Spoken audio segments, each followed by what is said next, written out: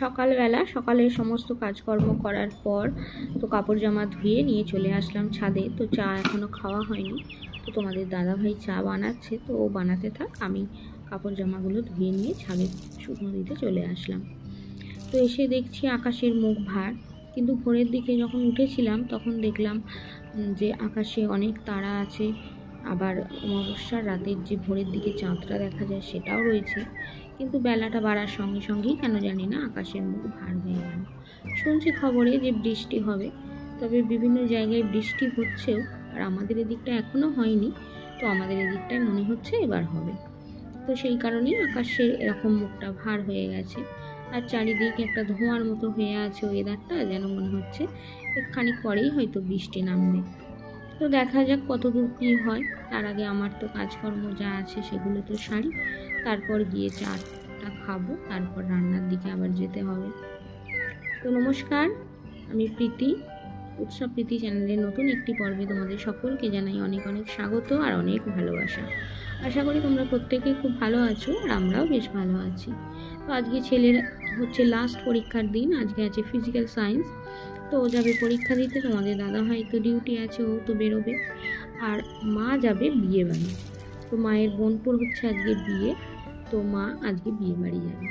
তো মা প্রথমে যাবে বলেছিল, তো সেই কারণেই আমাদের অটো বুক করা হয়েছিল আর কি। তোমাদের দাদাভাই অটো দাদাকে বলে দিয়েছিল, কিন্তু হঠাৎ করে আবার আগের দিন বললো যে না, যাবো না বিয়ে বাড়ি, আমার শরীর ভালো লাগছে না।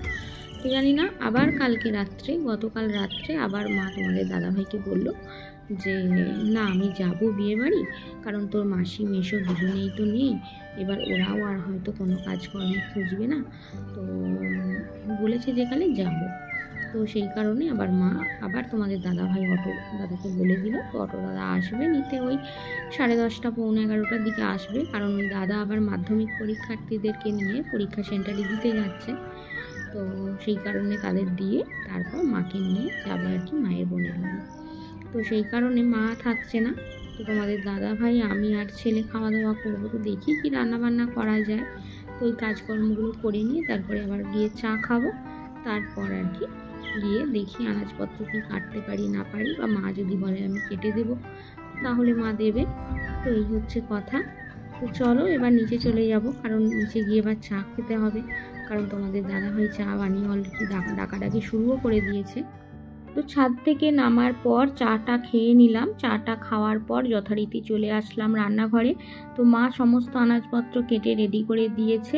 তো আজকে বিশেষ কিছুই রান্নাবান্না করব না, আজকে হবে বাঁধাকপির তরকারি আর ডাঁটা আলু বেগুন এই সমস্ত কিছু দিয়ে একটা মাখা মাখা টাইপের তরকারি করব। আর হবে ওই দেশি মুরগির ডিম আছে ফ্রিজে, তো ওই দেশি মুরগির ডিমের ঝাল করব আর কি।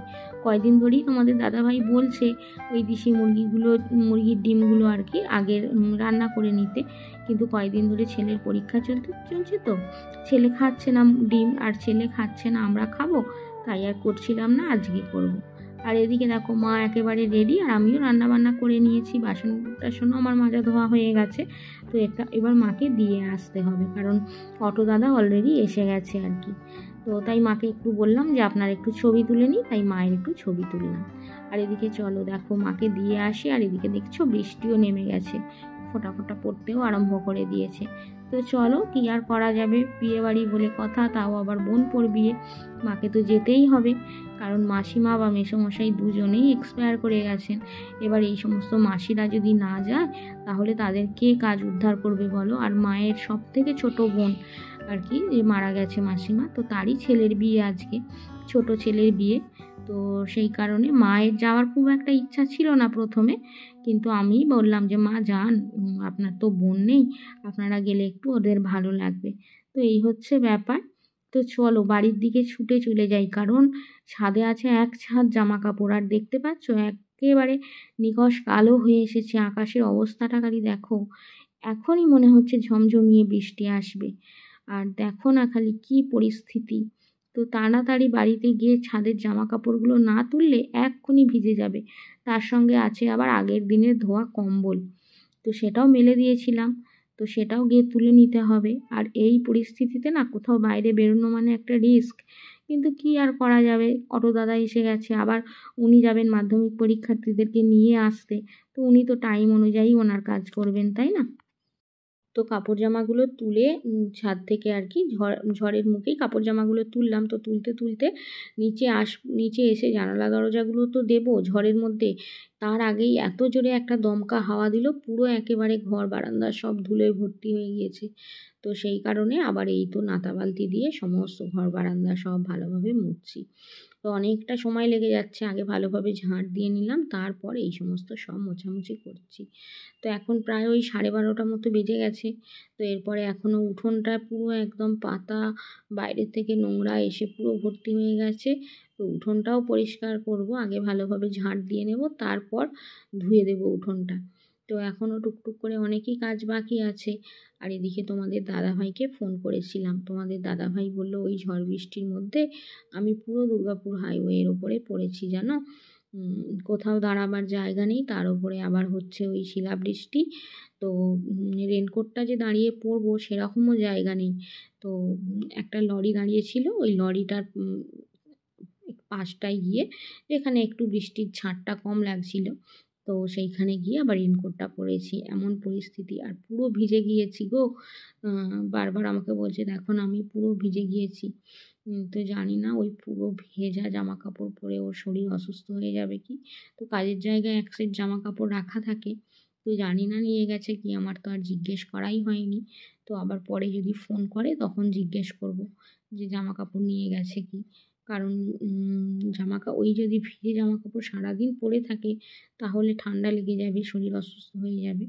আর অনেক দিন পর তো এই বৃষ্টিটা হচ্ছে, এই বৃষ্টিটায় ভেজাটা খুব একটা ভালো নয়, কারণ এই বৃষ্টির জলের মধ্যে বিভিন্ন রকম পুরো প্রচুর পরিমাণে নোংরা রোগ জীবাণু আছে, তাই না? অনেক দিন পর বর্ষার বৃষ্টিতে ভেজা আলাদা, আর এই অনেক দিন পর যদি বৃষ্টি হয় এই বৃষ্টিতে ভেজা আলাদা। আর এই বৃষ্টির জলের মধ্যে না অ্যাসিড থাকে। তো সেই কারণেই বৃষ্টিতে ভিজেছি অনেকটাই, আমার তো টেনশান হচ্ছে, চিন্তা হচ্ছে। তো কী আর করব, প্রকৃতির খেলা, একে তো আটকানো সম্ভব নয় কারোর। তো দেখা যাক কী হয় শেষ পর্যন্ত। ঘর বারান্দাগুলো মোছামুছির পর উঠোনটাও প্রচুর পরিমাণে বাইরের থেকে পাতা নোংরা এসে ভর্তি হয়ে গিয়েছিল। তো উঠোনটাও একটু ঝাঁট দিয়ে তারপরে ভালোভাবে ধুয়ে নিলাম। আবার ঠাকুরতলাটা যেখানে আর কি ঠাকুর বেদি আছে, তো ওখানটাও ভীষণ শ্যাওলা পড়েছিল, তো ওখানটাও একটু ভালোভাবে রগড়ে নতুন স্কচ ব্রাইট দিয়ে একটু রগড়ে পরিষ্কার করে নিলাম। তো এই সমস্ত কাজগুলো ভিজে ভিজে করেছি, তো আমারও যেন একটু শীত শীত মতো পাচ্ছিল। তো সেই কারণে চাদর গায়ে দিয়ে দিয়েছিলাম আর কি চান টান করেই। তো একটু বসেছিলাম, তারপরে আবার ছেলে এসে গেল পরীক্ষা দিয়ে।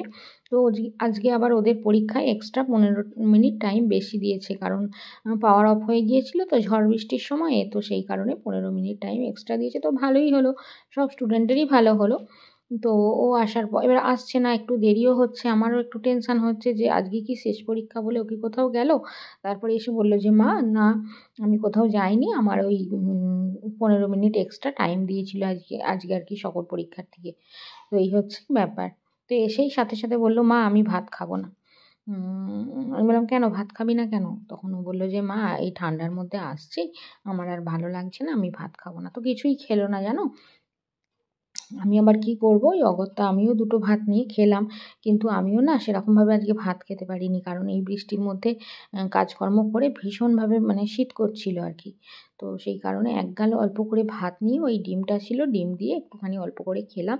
তরকারি কিচ্ছু নিইনি জানো, ভালোই লাগছে না, যেন এত শীত লাগছে আজকে। তো বৃষ্টির মধ্যে ভিজেছি তো সেই কারণে হয়তো হতে পারে। তো এদিকে ড্রেসিং টেবিলটা একটু গুছিয়ে নিয়ে আবার একটু নেল পালিশ পরছি। আর ইতিমধ্যে তোমাদের দাদাভাইকেও ফোন করেছিলাম, তো জিজ্ঞেস করলাম তুমি কি জামা প্যান্টের সেট নিয়ে গেছো আলাদা? ও বললো হ্যাঁ নিয়ে এসেছি, তোমার চিন্তার কিছু নেই, আমি চেঞ্জ করে নিয়েছি, যাক একটা স্বস্তি। তো আমাকে ফোন করে বলছে আর কি, দুবারই ফোন করেছিল, ফোন করে বলছে যে দেখো না আমার এরকম বৃষ্টির মধ্যে বৃষ্টির জল চোখে লেগেছে, তো হেলমেটের কাঁচটা তো ফেলতে পারছে না, হাই রোড দিয়ে যাচ্ছে, এবার হেলমেটের কাঁচটা যদি ফেলে দেয় মানে চাপা দেয় আর কি, তাহলে ওই কাঁচটা ঝাপসা হয়ে গেলে কিছুই দেখতে পাবে না। তো লরি টরি আসছে সামনের থেকে, তো সেই কারণে সমস্যা হবে। তো সেই কারণে বৃষ্টির মধ্যে না হেলমেটের কাঁচটা ফেলেনি। এবার বৃষ্টির বড় বড় ফোঁটা, তারপরে অনেক দিন পরের বৃষ্টি, মনে হয় অ্যাসিডও ছিল বৃষ্টির মধ্যে, তো একদম চোখে লেগেছে।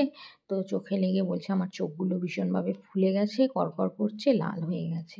তো জানি না কি হবে, একটা চিন্তার বিষয়। আর এদিকে ড্রেসিং টেবিলটা একটু পরিষ্কার করে নিলাম। তো ড্রেসিং টেবিলটা আমার বিয়েতে আমার কাকু দিয়েছিল, কিন্তু দেখো না 20 বছর তো হয়ে গেল, কিন্তু দেখো এখনও কত সুন্দর আছে। পরিষ্কার পরিচ্ছন্ন করে রাখলে আর যত্ন করলে না জিনিসের স্থায়িত্ব বাড়ে। তো দেখছো এখনও যেন মনে হচ্ছে নতুন আছে, ঝকঝক করছে। দেখছো আমি মাঝে মাঝেই মোছামুছি করি, 2-1 দিন ছাড়া ছাড়াই, তো তার জন্য এখনও পরিষ্কার আছে, এতটুকু দাগ পর্যন্ত লাগেনি। আমার ড্রেসিং টেবিলটা কত সুন্দর আছে দেখো। তো কেউ বলবে যে এটা 20 বছরের পুরানো একটা ফার্নিচার। তো জিনিসপত্র যত্ন করলে তার স্থায়িত্ব বাড়ে, এই হচ্ছে ব্যাপার। তো তোমাদের দাদাভাই আবার বললো যে একটু আজকে তাড়াতাড়ি করে চলে আসবো, কারণ আজকে আমার শরীরটা একেবারেই ভালো লাগছে না। জানি না আজকে বিয়েবাড়ি নিমন্ত্রণ আছে, যাবে নাকি। তো যদি না যায় আমাকে রুটি টুটি করতে হবে, আর যদি যায় যদি যায় রুটি টুটি আর করতে হবে না, আর যদি না যায় তখন রুটি টুটি আবার করতে হবে। তো এই হচ্ছে ব্যাপার। তো ছেলেটাও দেখি আজকে আবার খায়নি ভাত টাত, ওকেও আবার একটু ওই বললাম যে বাবু তাহলে একটু ডালপুরি কিনে নিয়ে আসবি, আমাদের এখানে মিষ্টির দোকানে বিকেলের দিকে ডালপুরি বিক্রি হয় আর কি। তোকে বললাম তাহলে একটু ডালপুরি কিনে নিয়ে আসবি, তাহলে খাবি। তো যদি ডালপুরি নিয়ে এসে খায়, আর ওর বাপি যদি বিয়ে বাড়ি যায়, তাহলে আমি শুধু একা থাকলাম, অসুবিধা কিছু নেই, দুটো মুড়ি টুড়ি খেয়ে নেব, ম্যানেজ হয়ে যাবে। তো আজকে আর রাতে খাবার দাবার কিছুই করব না, আর ভালোও লাগছে না গো বৃষ্টির মধ্যে না, শুধুমাত্র যেন এদিকে শীত পাচ্ছে। তো চলো আজকে আর পর্বটাও বেশি দীর্ঘ করব না, কারণ আজকে আর রাতের খাবার দাবারও কিছু নেই, শুধুমাত্র এই থালা বাসনগুলো একটু গুছালেই কাজকর্ম মিটে যাবে। তো সমস্ত উঠোন টুটুন সমস্তই তো ধোয়া হয়ে গিয়েছে, সব কিছুই হয়ে গেছে কমপ্লিট, আর ঘর বারান্দাও পরিষ্কার পরিচ্ছন্ন আছে। আজকে বিকেলে সেরকম কোনো কাজই নেই।